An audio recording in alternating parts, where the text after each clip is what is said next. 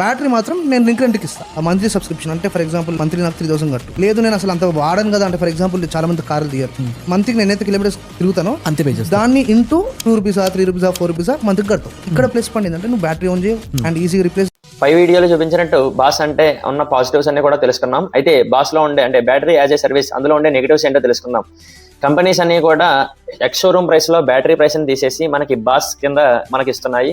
అలా తీసుకోవడం వల్ల మనకి ఏమైనా బెనిఫిట్ ఉందా అంటే ఖచ్చితంగా లేదు. ఎందుకంటే మీరు 10 లక్షల కారు విన్సర్ ఈవీ ఉందనుకోండి, 10 లక్షల కారు మీరు 5 లక్షల లోన్ తీసుకుని మిగతా 5 లక్షల దానికి ఈఎంఐ కట్టుకున్నా, అది కాకుండా ఈ బ్యాటరీకి నెల మనం ఈఎంఐ కడుతూ ఉండాలి. కిలోమీటర్కి 3.9 రూపాయలు చొప్పున మనం ఈఎంఐ కింద కడుతూ ఉండాలి.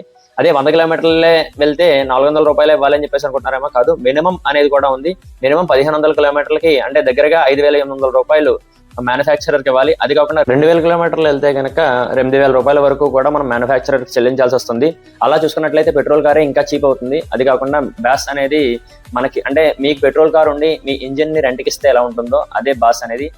దీనికి రీసేల్ వాల్యూ కూడా డిప్రిషియేషన్ తగ్గించుకుని ఉంటుంది, కరెక్టే. కానీ ఎవరైనా సరే సెకండ్ హ్యాండ్ లో ఈవీ కార్ ని దాని మీద బ్యాటరీకి నెల డబ్బులు కడుతూ ఎవరైనా ఈవీ కార్ని తీసుకుంటారా? అలా ఉన్న కార్కి అసలు రీసేల్ వాల్యూ ఉంటుందా? మీరే ఆలోచించండి.